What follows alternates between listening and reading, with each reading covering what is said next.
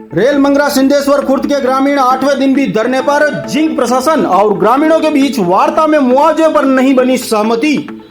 राजसमंद जिले के रेल मंगरा इलाके में स्थित सिंधेश्वर खुर्द गांव को अन्यत्र शिफ्ट कर मुआवजा दिलाने की मांग को लेकर ग्रामीणों का धरना आज 8वें दिन भी जारी है। माइंस के बाहर ग्रामीण बारिश, धूप और मौसम की मार सहन करते हुए महिलाएं और बच्चों के साथ धरने पर बैठे हुए हैं। ग्रामीण गांव शिफ्टिंग की मांग पर अड़े हुए हैं और उनका कहना है कि जिंक की खदान में हो रही ब्लास्टिंग से गांव में उनके मकान और जर्जर स्कूल हो चुके हैं, जो कभी भी जानलेवा हादसे का सबक बन सकते हैं। सोमवार दोपहर में माहौल उस वक्त गर्मा गया जब भारी संख्या में पुलिस के जवान मौके पर पहुंचे और वज्र वाहन समेत लाठीचार्ज के लिए जवान तैनात हो गए। ऐसे में ग्रामीणों से वार्ता करने के लिए जिला कलेक्टर नीलाभ सक्सेना और पुलिस अधीक्षक सुधीर चौधरी मौके पर पहुंचे। इस दौरान राजसमंद विधायक दीप्ति माहेश्वरी भी ग्रामीणों के समर्थन में धरना स्थल पर पहुंची।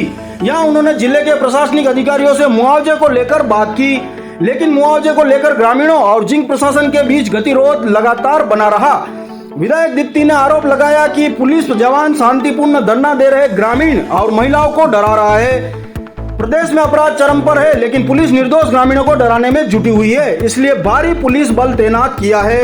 विधायक ने आरोप लगाया कि जिंक प्रशासन लगातार अपनी बात से पलट रहा है। ऐसे में वो सरकार के सामने और विधानसभा में यह मुद्दा उठाएगी।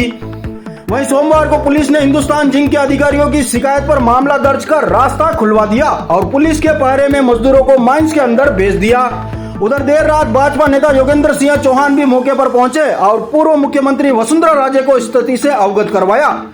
वह ग्रामीणों और जिंक प्रबंधन के अधिकारियों के बीच मुआवजे को लेकर हुई जमकर वार्ता में कोई सहमति नहीं बन पाई, जिसके बाद ग्रामीणों ने अपना आंदोलन जारी रखने का ऐलान किया। जिला कलेक्टर नीलाभ सक्सेना ने जमीन अधिग्रहण को लेकर प्रस्ताव बनाकर राज्य सरकार को भेज दिया, जिसके बाद ही ग्रामीणों को विस्थापित करने की मांग पर सरकार की ओर से फैसला लिया जा सकेगा।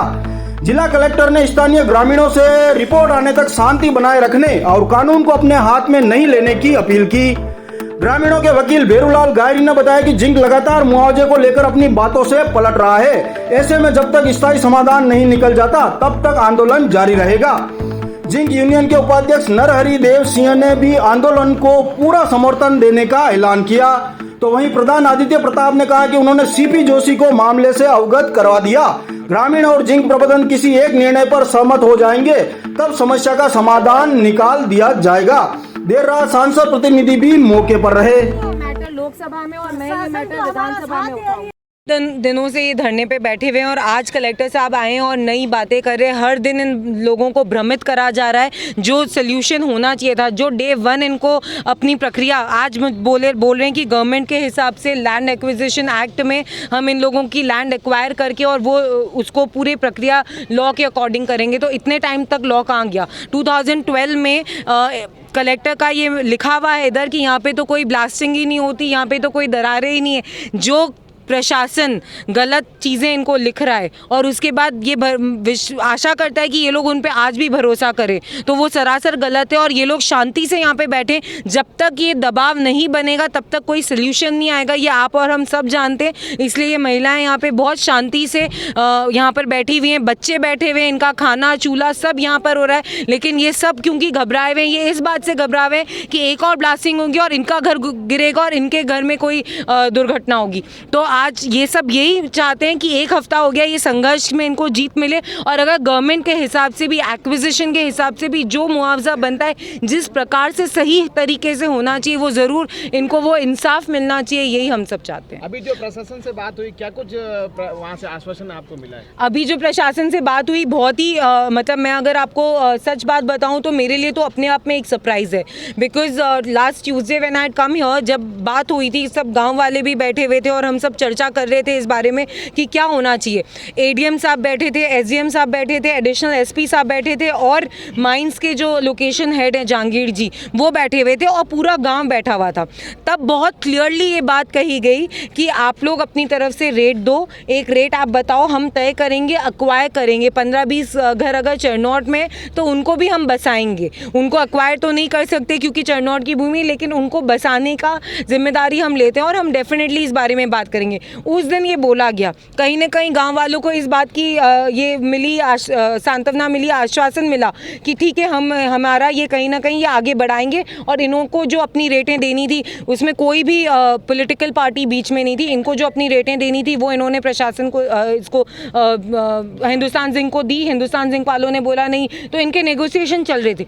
सडनली पास्ट 2 डेज से इनको ये याद आता है कि we have a act called land acquisition act. तो क्या वो 1 हफ्ते पहले नहीं था? क्या वो एक्ट तब नहीं बोला जा सकता था? तब भी तो पुलिस प्रशासन दोनों यहाँ पर थे, एडीएम साहब उनके प्रतिनिधि थे, एडिशनल एसपी साहब के प्रतिनिधित्व थे, तो तब क्यों नहीं ये बात बोली गई? और अब ये 2 दिन का बोल रहे हैं कि अब तुम लोग सब हटो, ये इतना जाप्ता लाकर इनके ऊपर माहौल बना के इनको घबराना डराना, इन महिलाओं पे ये बनाना चाहते हैं कि है ना हम तुम आ गए और तुम लोगों को उठाएंगे, तो तभी बोलते ना। तो 1 हफ्ते में इनके पास भी वो लेटर आ जाता कि अच्छा लैंड एक्विजिशन एक्ट के हिसाब से भी आपको करना है तो कोई बात नहीं, पर करो तो सही, इनको इंसाफ तो दो।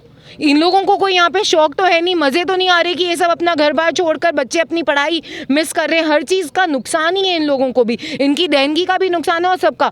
अब 2 दिन पहले बोल रहे हैं कि अब तुम यहाँ से उठो और हम तो एक्विजिशन के हिसाब से करेंगे, तो वो गलत है। अगर एक्विजिशन के हिसाब से भी करना है तो यहाँ से एक प्रक्रिया जारी होए, यहाँ से एक संतुष्ट जवाब इनको मिले कि एक्विजिशन में ये डीलिंग्स होगी, ये चीज़ें होंगी। अच्छे लॉयर्स गवर्नमेंट के पास होते हैं, वो आ सकते हैं, इनको समझा सकते हैं। हम सबकी लेमैन लोगों की ज़रूरत नहीं है उनको ये समझाने के लिए। तो मेरा तो सरकार से यही निवेदन है कि इसको थोड़ा सीरियसली लीजिए और कृपया करके पुलिस प्रशासन के पास बहुत दूसरे काम है।